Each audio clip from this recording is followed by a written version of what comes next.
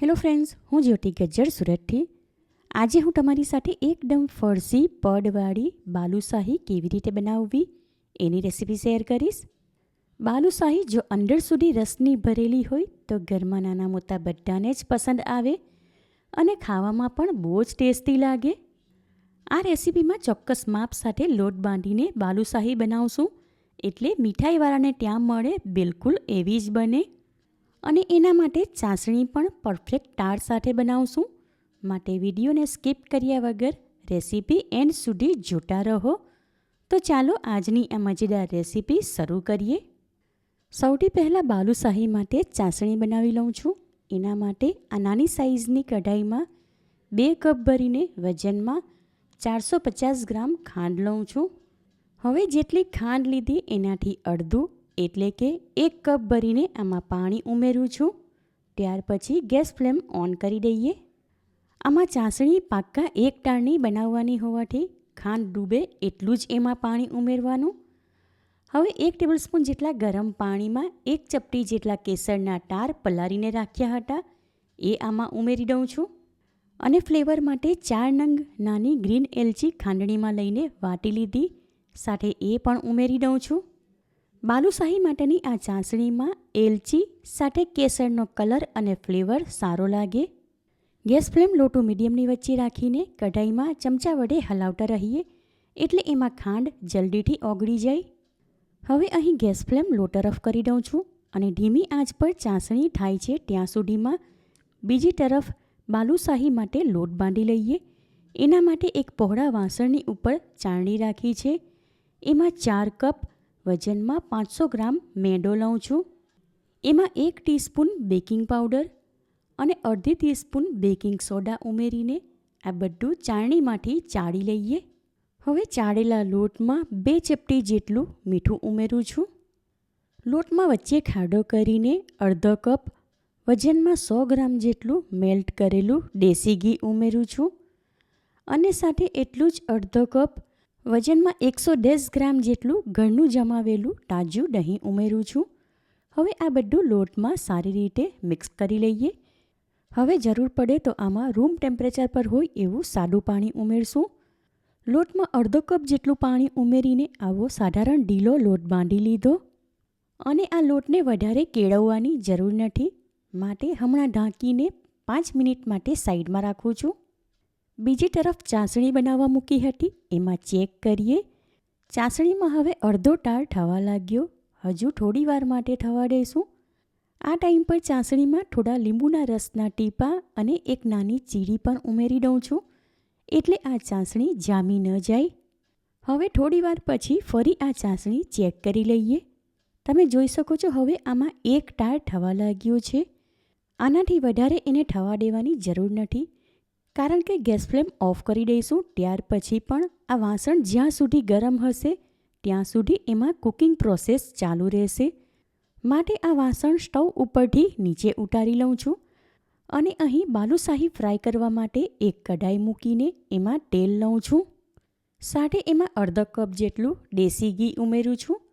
હવે લોટ બાંધીને રાખ્યો હતો એ વાસણ ઉપરથી ઢાંકણ હટાવી દઉં છું અને લોટને પાટલી ઉપર લઉં છું. હાથ વડે એને આ પાટલી ઉપર આમ સરખી રીતે ફેલાવી દઉં છું. ત્યાર પછી આ રીતે ફોલ્ડ કરીએ.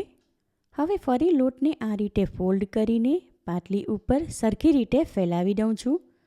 લોટ સાધારણ ઢીલો રાખ્યો છે, માટે આ પ્રોસેસ સરળતાથી કરી શકાય છે. હજુ એકવાર આ પ્રોસેસ કરું છું એટલે લોટમાં ઘણા બધા પડ થશે.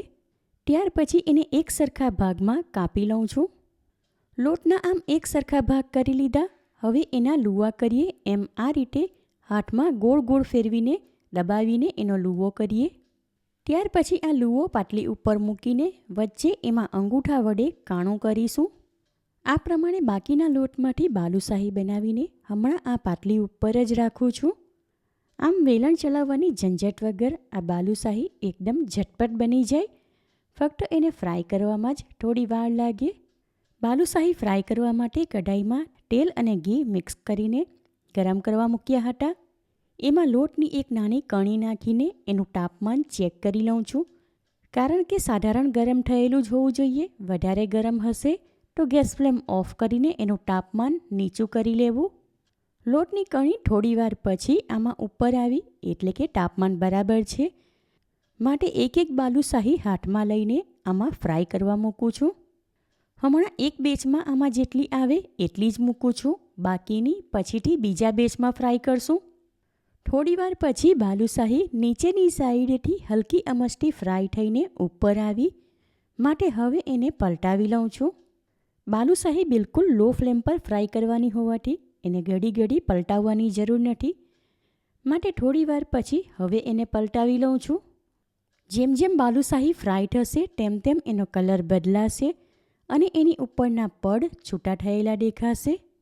આશરે 18થી 20 મિનિટ પછી હવે આ ફર્સ્ટ બેચની બાલુશાહી ગોલ્ડન કલરની ફ્રાય થઈ ગઈ માટે એને તારવાળી જારીમાં લઈને હમણાં એક ડીશમાં રાખું છું. ત્યાર પછી આ જ પ્રમાણે બાકીની તૈયાર કરેલી બાલુશાહી ફ્રાય કરી લઈએ. ફ્રાય કરેલી બાલુશાહી આ ચાસણીમાં ડીપ કરું છું. બાલુશાહી ગરમ છે માટે ચાસણીને ગરમ કરવાની જરૂર નથી. હવે આ બાલુશાહીને એકવાર પલટાવીને માત્ર 2 મિનિટ માટે જ ચાસણીમાં રાખવી. 2 મિનિટ પછી બાલુશાહી ચાસણીમાંથી ઉઠાવીને આ રેક ઉપર મૂકું છું એટલે એમાંની વધારાની ચાસણી નીચે થાળીમાં ભેગી થાય.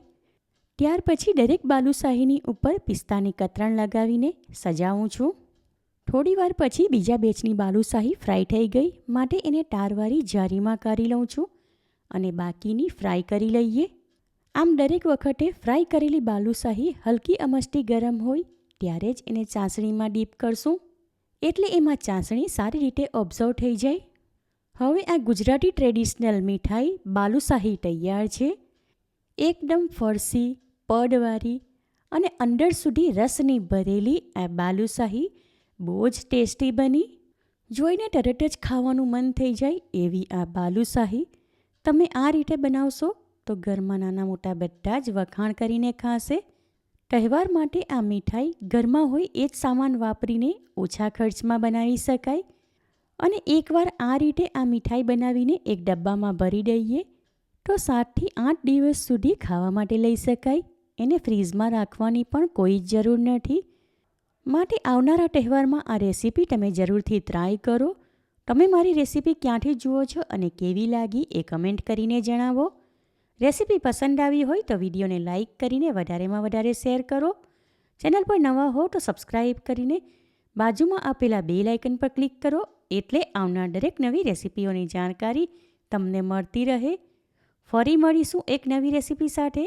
Eat healthy and stay healthy.